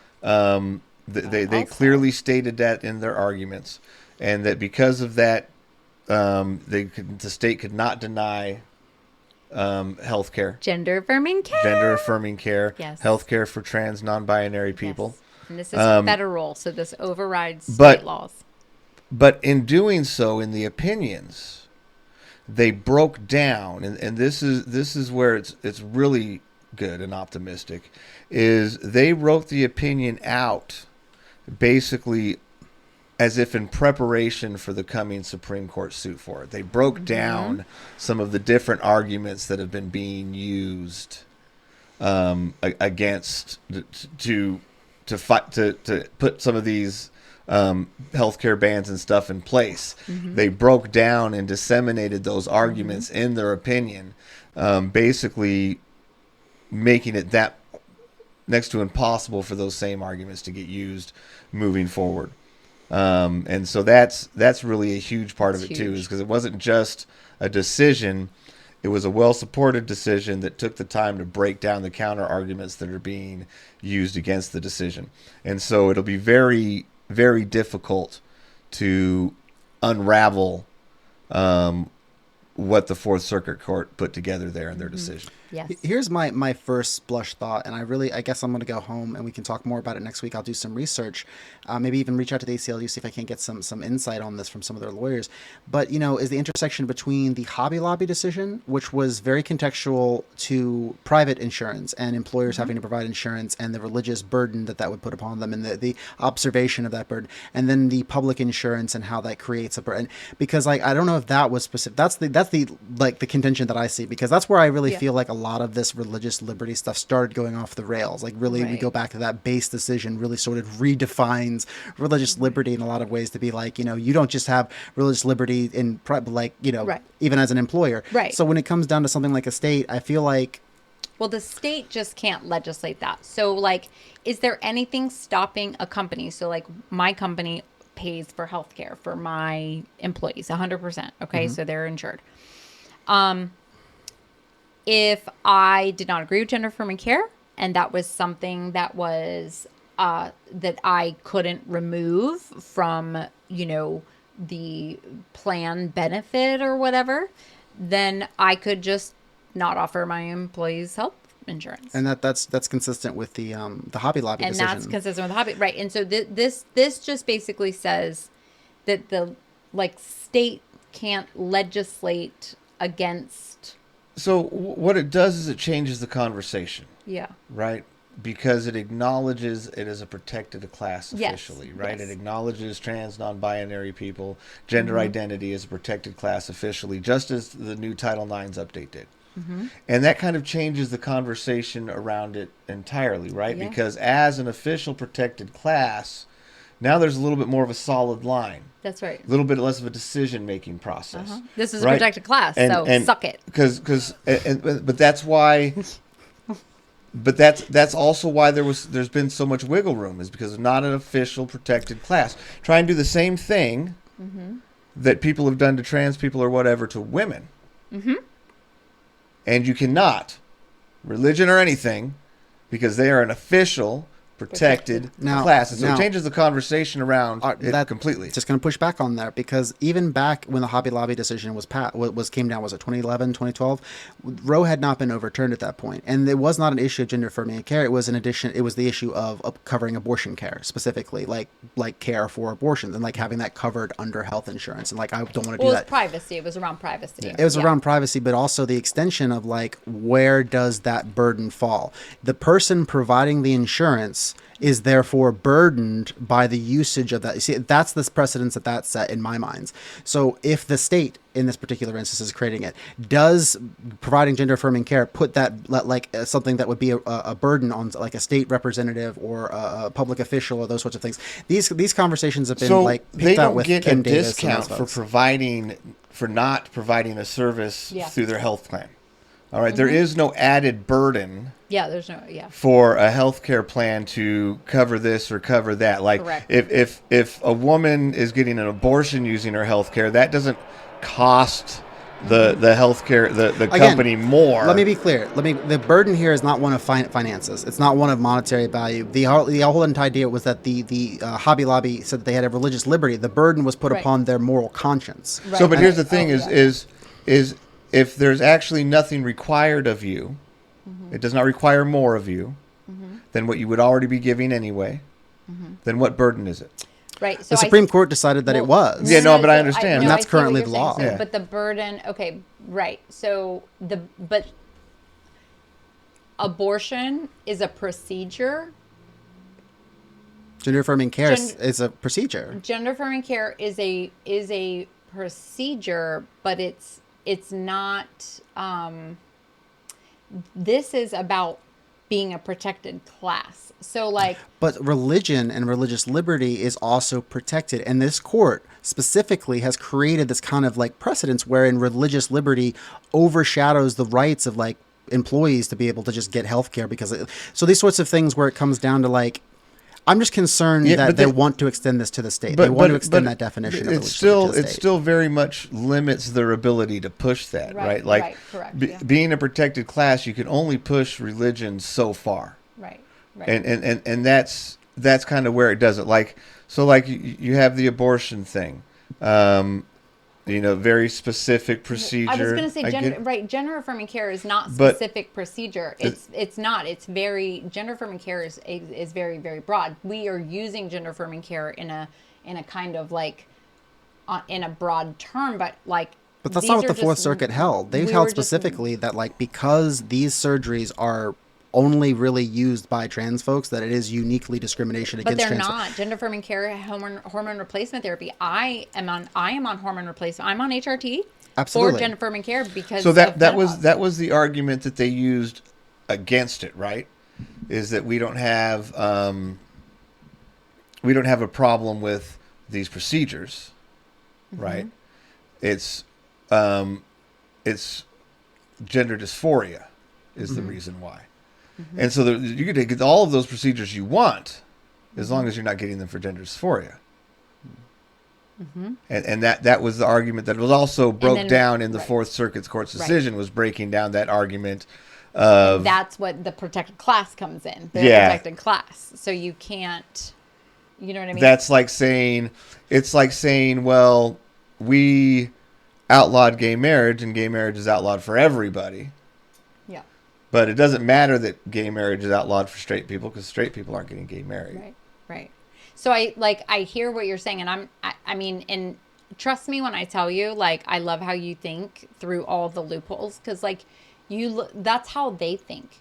They are constantly thinking about how can we circumvent this or tie this up. And I will tell you, if there's a way. If there's a way, they're going to try it. If there's let's put this in a larger string context. That can be pulled. They want to be able to tax people like me, us here, and then use that money to pay for religious schools. The lemon test and these sort of things have been obliterated.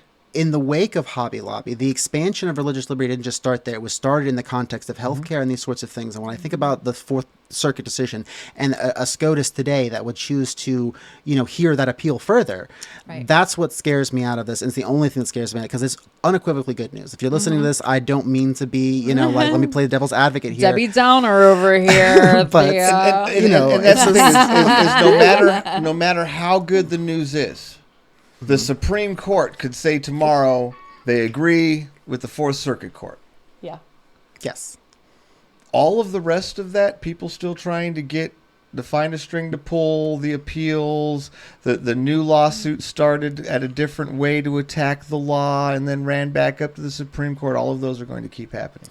And that's true. And this is a battle won in a long war, though. We could go back and forth over the specifics of it, but I think the big issue here is that on the other side, what I see is an expansive definition of religious liberty, wherein anything the state does, anything the state supports, could possibly be construed as offensive to a specific Judeo-Christian view of, like, that is itself of a violation of the First Amendment. And that is what scares me, because like that is where we have officially gone into a theocracy, a fascist theocracy, because we're no longer having the pretense of like in public we will have open like that's for in private, which was the original concession. So this definition between public and private, the definition between Hobby Lobby had to do with a private insurer. Now we're dealing with the public option, the public offer through, and there's another court case coming out through Medicare on these issues, and you see very strategically the conservatives in Florida and these other states targeting this for a reason. And I would argue that when you look at these sorts of 20, 30, 40 states where you've got the attorney generals, you've got all the same pieces of legislation being passed in the state houses where they're pushing this push,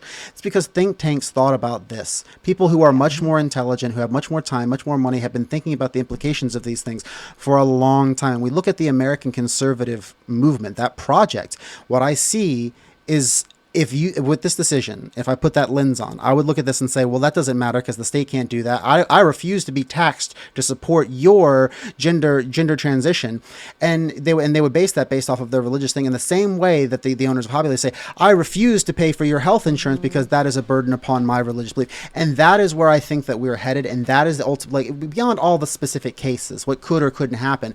That's what I think the enemy that we're fighting. If they could just speak open outright, Amy Coney Barrett wants to be that. You make actually a really valid point on the abortion side, because what you just said with the way they're like, I don't want, because that's not an argument we've heard now. So I bet you that's the next argument we hear with this Fourth Circuit, which comes down to, well, I don't want my tax dollars. That's valid. They've already, but they're fine with their tax dollars bombing the ever-loving crap out of children, destroying entire and doing that for years. And they say that that's consistent with their religion. Right. And to me, that is an indictment and blasphemy of your religion. If I was a religious leader, I would say you keep this out of that 100%. For good reason. And this is why we have that public and private sphere, why these things are supposed to be. But there are folks right now who the political project for them is so intimately entangled with their faith, their belief about the world and how they see things, that for them, it really does come down to this. It is morally offensive to them, the idea that they would be taxed and then that would in any way benefit me, mine, or anyone who's trans, because that's so abhorrent to their beliefs. But if anyone's listening to this, let's say that you disagree with us, you hate listening to us. How can you legitimately feel and believe that way, but be fine with indiscriminate drone strikes? How can you be fine with all sorts of other evils that are done with your taxpayer dollars? And and don't you see how that's just discrimination? How you don't like trans people, therefore you're going to justify this? There's not much else there for you to do this for. Yeah. Well, there's two, Reason for you to do this. two things in the argument. One, yes, they'll go after as much as they want. One thing you'll see, and you do see it a little bit here and there, is they do have to be careful about how much they open something up and when, right? Because say you open up that whole thing really wide with the, I don't want my tax dollars going to something that I don't believe in. Right, now that's really great in the moment. Right. But if you haven't locked that all down and the people are mad at you because you did something that upset them and it's not codified or anything like that, then you run into the same thing that we ran into, right, when they overturned Roe Wade. They didn't codify it. They just opened it wide up and it was fine while everything was going great. But what happens is if you don't stay in power and you haven't codified it, what you did is open the door for your enemy or your opponent for the next party coming in, and now everything's wide open for them. So you have to balance that. This game is not being played in the understanding that there's any pendulum swinging back and forth. When I talk about the American conservative movement, when I talk about the theocratic fascism, I mean there is no anticipation in which power will ever go back, because we're talking about the death of democracy. At the point in which they can tax me and you, and they can put that money into whatever religious institution, whatever religious program that they want to, we will be at civil war, because the social contract. I understand that concept based on the belief that they're all fanatics, but I do not have the naivety to believe that they're all fanatics. There's a think tank too. Those think tank people, not all of them are fanatics. They couldn't be this strategic. You think all the Nazis? You think all the people in Germany in 1940 were just so strategic? All those engineers, they just honestly, they were very strategic. Yes, they were very. And they started with who and why? Right. And a lot of them, the strategic, the science part, and even the strategy part extended well past the failure of the Nazi regime. And honestly, when you look at it, it wasn't the Nazi regime that evoked their failure. It was the mistake of the Japanese that woke the sleeping dragon, that dropped the atomic bombs, that brought the American armies to the shore of Normandy. And so, as much as the Nazis were incredibly evil, they were very strategic. They were very, and they were not mindlessly fanatic. And guess what we were doing? What we're doing right now? What's that? Which at the time, when we knew that over 1 million Jewish people had already been killed, what did we do? Nothing. Nothing. Americans did nothing. We did not, as much as we'd love to claim heroship now, we did not involve ourselves in World War II out of a moral obligation. Not to mention that the Russians were going to have a bomb within the next 6 to 8 months after the fact we dropped the bombs, and their bomb is like twice as big or 3 times the yield and much more efficient. All those sort of things. So it's a lot of timing and a lot of but and keep in mind, like, history. Nazi Germany didn't happen overnight, and much like where we are right now didn't happen overnight, but that same point of, like, to me, where we are right now is very scary, because I see Gestapo type behaviors in some people, where I can identify certain people be like, you the bitch that would be the Gestapo, like you would be, you know what I mean? Like, I see that behavior in people today. And so I see how where we were in 1929 with Hitler writing Mein Kampf, right? And like in prison, and then getting out and actually becoming, you know what I mean, the leader of Germany. I see that. But, and here also, it's also so much more complicated too. Right. Right, because one thing to think about: information, the flow of information, the accessibility of information. But look at where we are in the age of information. Look at how I just think it's happened at a faster click because of information. But I think we'll be more successful in possibly staving it off because of I information. disagree. You disagree? I What do think you we're think? at the precipice of the dark forest. I think that projects like Alex Jones, literally called InfoWar, were created. People like the conservative media apparatus has created a fog of war around information, Oh, wherein you 100%. don't know which way is up. When you I and hear that because all of day the on TikTok. quantity People of don't know. data that has been unleashed by things like Buckley v. Vallejo and other things that is unlimited money as free speech. We have so much things. It's we are constantly not able to. So because of that, and also because of the invention of AI and the proliferation of AI here in the past couple of years, we increasingly live so drowned in information that I'm pretty sure that history will remember this period as the disinformation period, not as the information age. 100%. I think I agree we with passed that, out yeah. of the information age very rapidly. Like we went through like the internet, the rise of the internet, and then into the dark forest. Valid. And I think that what scares me most is that was a political project. When you go back to 1971, these were talking about people from the Nixon 100%. administration Yep. who fought for these rights to be able to increase the quantity, increase money in politics, to be able to continually do this. They have fought and won Supreme Court battles and done all this very strategically. When you look at all of these things, and you cannot.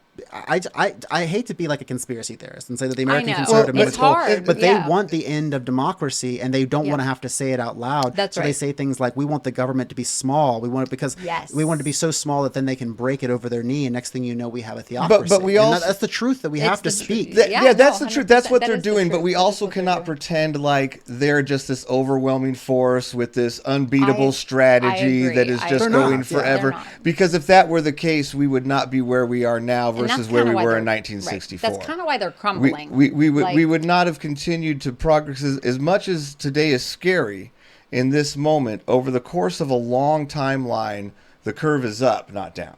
Oh, yes, this is true. And I so would we have agree, to yeah. acknowledge that, yes, they are very strategic. Yes, they have been planning it for years. But on our side, we're not just a bunch of dumb hippies that have been doing nothing, just throwing flowers at people. We also have think tanks. We also have strategies that we have been implementing. You see it across the board. You see it in lawsuits. You see it in the updates to Title IX.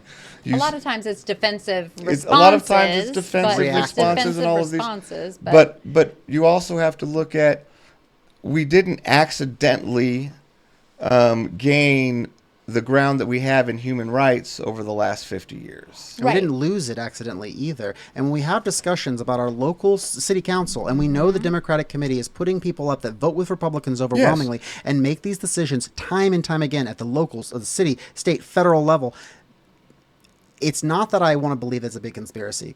I just think like-minded people and have similar interests are working together, and there's certain people that legitimately think that it is beyond comprehension that there are people that are working with them in Congress that are their friends, that they know, who, if they really push came to shove, they would say, yeah, this is a Christian nation. And the true implications of what that means, that which from means Democrats, you're going to hell, and I want the state to tell you you're going to hell. Yeah, no, 100%. And all of that's true. And yes, they're very determined in all of those things. But in so many ways, I'm not nearly as doomsday and scared on it. Yep. Because, like I said, I look at things over the course of long terms. More people aren't becoming Christian right now. Less people are becoming Christian. All right. Yeah. So you're looking at a demographic of control that is shrinking. Yes, it's desperate. Yes, it's pushing like a sword Well, and into things right now. causes that. And all of that. Yeah. But it's also a surge of desperation. They're not all of a sudden a giant opponent. They are still a shrinking opponent and a shrinking demographic. What's creating their desperation. When you look at the voting that has happened over the last 30 years, most of my lifetime even,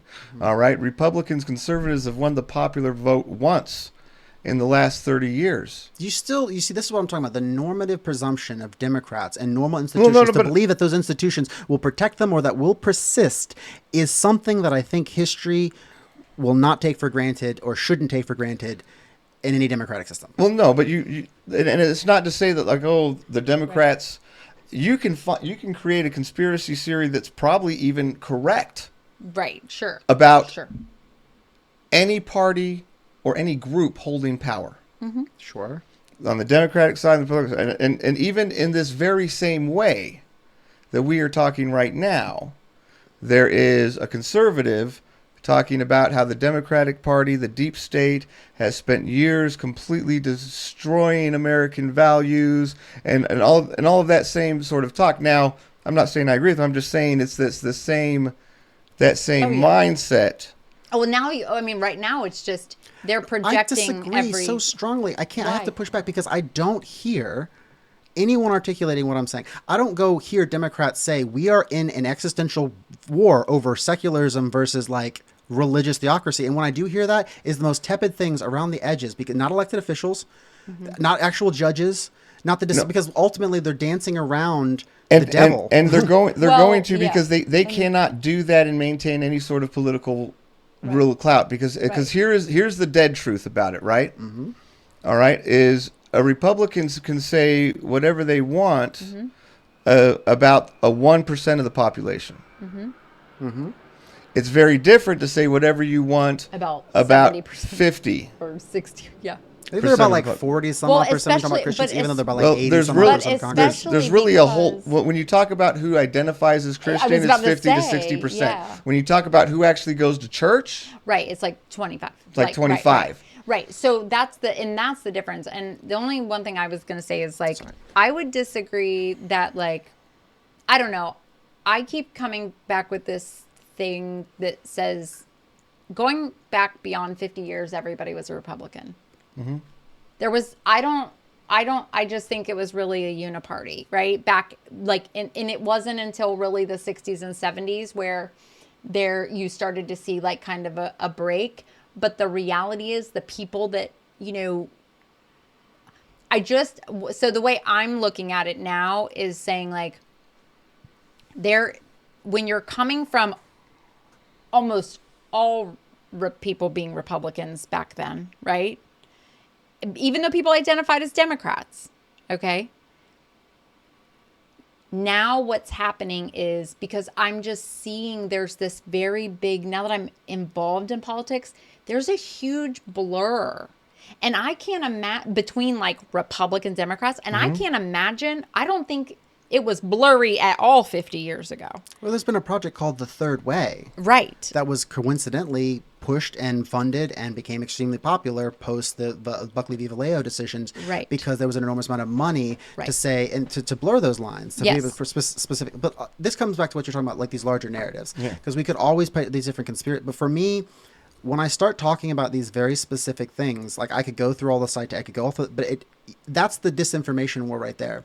Yeah. They can literally talk about chemicals in the water making frogs gay, and I can't talk about like the people who created like the Heritage Foundation. I can't talk about the people who like specific Supreme Court decisions. I can't talk about specific policies and things without sounding like them because it's this anti-intellectualism. And then even within the left or within my allies, because there are so many of my allies who are Catholic, who are Christians, who are all these sorts of things, I run the risk of alienating my potential allies and just speaking the truth. Which is the reason why you don't hear so many people saying that. What you've done is articulated the exact position that a Democratic politician is in very often. And that position, if we allow leaders to stay in that position, only ends up in one place. Right. Compromise and compromise and compromise until it is too late. I agree with you. I agree.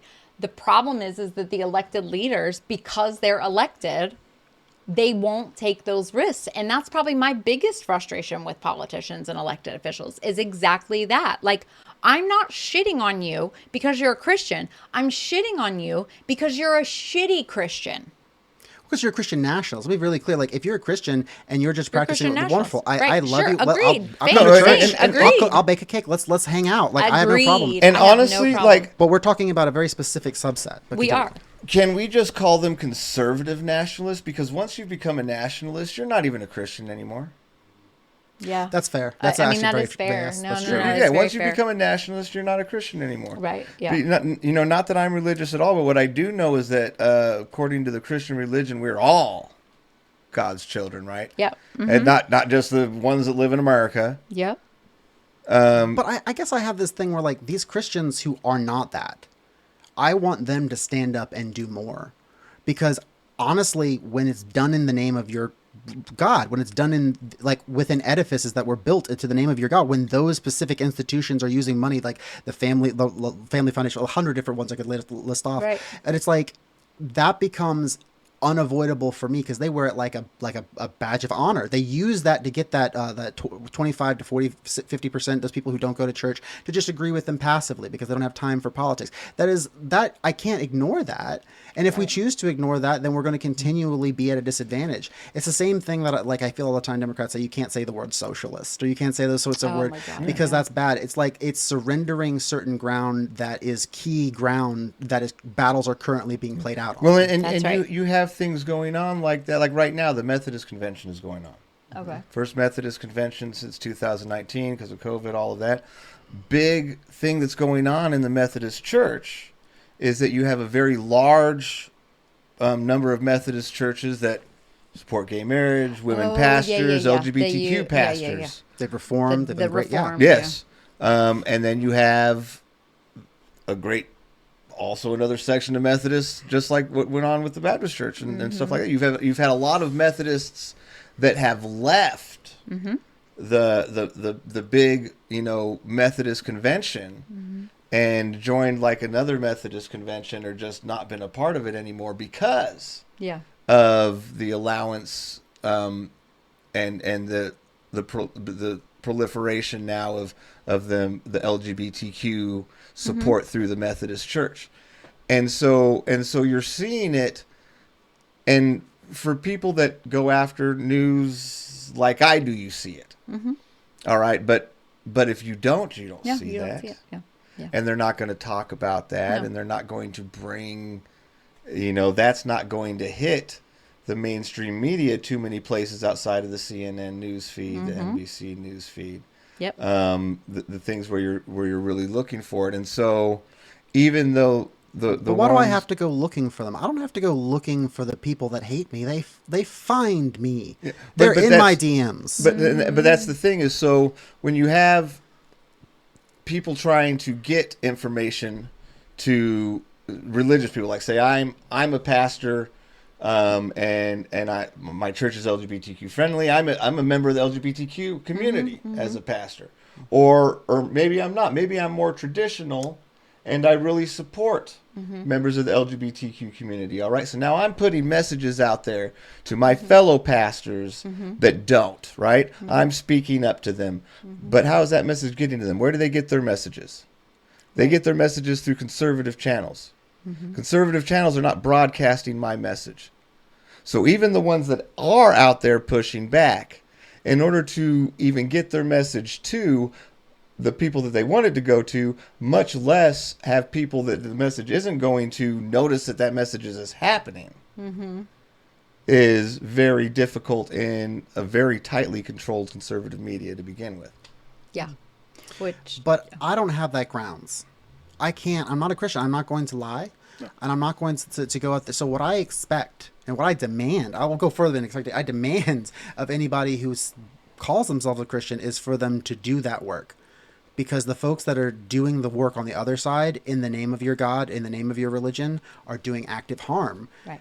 And that's the work that you should have to be doing. And I shouldn't have to show up at your church. I shouldn't have to support your church for you to do that work. That should be work that's incumbent upon you to do, because it's like you said, you're not a real Christian. I mean, but this comes down to another thing, which is like, you're not allowed to judge Christians. They're allowed to judge you, but you're not allowed to judge. The way that I'm talking right now is going to get so many people to hate me. Well, but at the same time, I hope that they know that like I do love and have a lot of Christians in my life, and I know what pastors that you're talking about. Yeah. Specific churches who do this work. So let me be super clear. The Methodists that are Reformed, thank you. Yes. Let me take this second. To all of the local churches that have gone out and have hosted these events, like the Great Awakening, even New Life MCC, other churches that have been there, create space. I appreciate you. Thank you. Because if the way I want to reframe it, if I can, if you'll indulge me, is that we need more of you. And also, what can I do to get y'all to be louder? Because we need to work together. But beyond that, is that a more appropriate and constructive approach? Well, yeah, absolutely. Because I mean, that's a big part of it. And here's the thing: is we're always going to want people to do more. Sure. We're always going to want people to do more, and that's what we're constantly striving for. Absolutely. And I'm not going to forget though that a Christian nationalist movement is going to benefit a lot of churches. Sure. Yeah. Hello. Sure. Absolutely. You know, and there's no denying that I promise you many of those pastors remember who puts money in their trays. Right. And we also have a situation where there are many of us that want to tax the churches. So that's another, you know what I mean? Like, so that's another layer of Yep, where that's we're another going to layer. get into with taxing the churches. Only works one way. They're supposed to tax me to fund their religious education. So that's the way that it works. That's the way That's that works. religious Yeah. liberty Yeah. accordingly. And here's the thing too, you know, just as we're ending the show, the important thing to remember in the midst of all of this is that, you know, yes, it's a strong, determined, desperate fight against human rights going on right now, Right. especially against the trans and LGBTQ community. Yes, they're organized. Yes, they're funded. All of those things. And what's most important to remember in the midst of all of that, and I said this in my speech last night at the school board, because it's something I remember. I have certain things that I go back to and remember, and many of those things are words from Dr. Martin Luther King. Mm-hmm. And that is that the moral arc of the universe is long, but the bend is towards justice. Mm-hmm. It's knowing that no matter how organized they are, no matter how determined they are, mm-hmm. it is their hate that will be their undoing. It is our determination and our love that will get us to where we're going, and where we need to be. Yes, it's scary. Yes, there will be battles mm-hmm. lost. Yes, there will be times of despair and doubt. But what's important to keep in mind is in the midst of all of that, they will fail. Mm-hmm. I agree. I think you're right. It's not necessarily that I think that it just happens. It doesn't just happen. But I do know this. I'm not going anywhere. Yeah, that's right. I'm not going anywhere. It doesn't just happen. But the reason I know it'll happen, the reason why I know people will put in the work, mm-hmm. the reason why I know people will keep fighting, the reason why I know they will eventually lose out, that the arc for human rights, the arc for equality, the arc for a better life for everybody will continue on its trend up as it mm-hmm. oscillates. All right, the reason why I know that is because I know there will always be me or a father like me mm-hmm. protecting their kids. There'll always be somebody that just won't back down when the right thing needs to be done. Mm-hmm. I know that there will always be somebody like that exists, mm-hmm. and that they will always be fighting this fight just like we are now. Yeah. And because of that, no matter how mad and desperate and destructive the other side gets, they will still always be losing. Agreed. Because at the end of the day, trans joy beats hate every time. Yes, it does. Yay! Well said. Yeah. Yay! Love you, Cody. Excellent. Perfect. I was like, I can't believe did you see my face when you said 2 hours? 2 hours, yeah. And I This podcast is brought to you in partnership with Collective Tattoo and the Calos Coalition. We are listener supported, so if you like the show, please consider donating to us on Patreon at patreon.com/talkingtransparency. Like, share, and subscribe across social media, and be sure to visit our Linktree at linktree.com/talkingtrans.